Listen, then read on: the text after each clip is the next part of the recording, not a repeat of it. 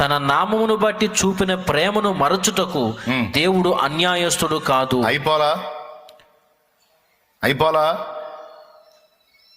అంటే దాని అర్థం ఏంది? ఇంతగా నీవు కష్టపడుతున్నావు, ఇంతగా నీవు శ్రమ పడుతున్నావు, ఇంతగా నువ్వు ప్రయాసపడుతున్నావు, నీ కష్టాన్ని, నీ ఉపచారాన్ని, పరిశుద్ధుల విషయంలో దేవుని నామాన్ని బట్టి నువ్వు చూపిన ప్రేమను మర్చిపోవడానికి ఆయన అన్యాయస్తుడు కాదు, తప్పనిసరిగా నీకు న్యాయం చేస్తాడని దాని అర్థం. చూడు, తప్పనిసరిగా నీకు న్యాయము జరిగిద్ది. ఇంకా చెప్పాలంటే నీకు పుట్టిన వారి విషయంలో కూడా దేవుడు జోక్యం చేసుకుంటాడు.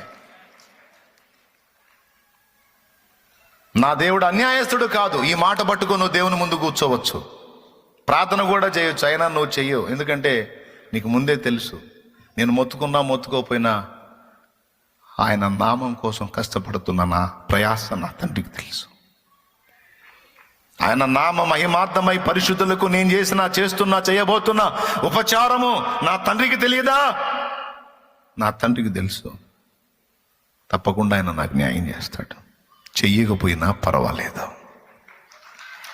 చెయ్యకపోయినా పర్వాలేదు. ఈ బాధలు ఇంతకింత అయినా నేను మాత్రం ఆయన పనిని ఆపను, ఆయన సేవను ఆపను, ఆయన చిత్తము నెరవేర్చుట ఆపను. ఇది నాకు గొప్ప భాగ్యం, ఇది నాకు గొప్ప ధన్యత, ఇది నా గొప్ప భాగ్యం. ఎందరికో లేదు, పిలిచి నాకు ఇచ్చాడు నా తండ్రి. ఆయన ఇచ్చిన ఈ స్థానాన్ని నేను కోల్పోతే అమ్మో నాకు మళ్ళీ దక్కదు.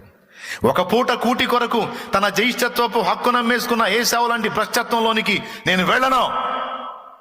నాకు నా ప్రభువు కావాలి, ఆయన సన్నిధి కావాలి, ఆయన సన్నిధిలో స్థానం కావాలి, ఆయన సన్నిధిని పరిచర్య సేవ కావాలి, నాకు సేవ.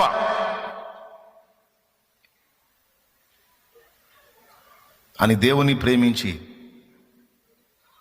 దేవుని సేవకు, ఆయన పరిచర్యకు వచ్చిన నీ విషయంలో నువ్వు ప్రతిఫలం అపేక్షించకపోయినా, నీకు తెలుసు దేవుడు న్యాయం చేస్తాడని, అయినా నువ్వు దాన్ని లక్ష్య పెట్టకపోయినా తప్పనిసరిగా దేవుడు న్యాయం చేస్తాడు.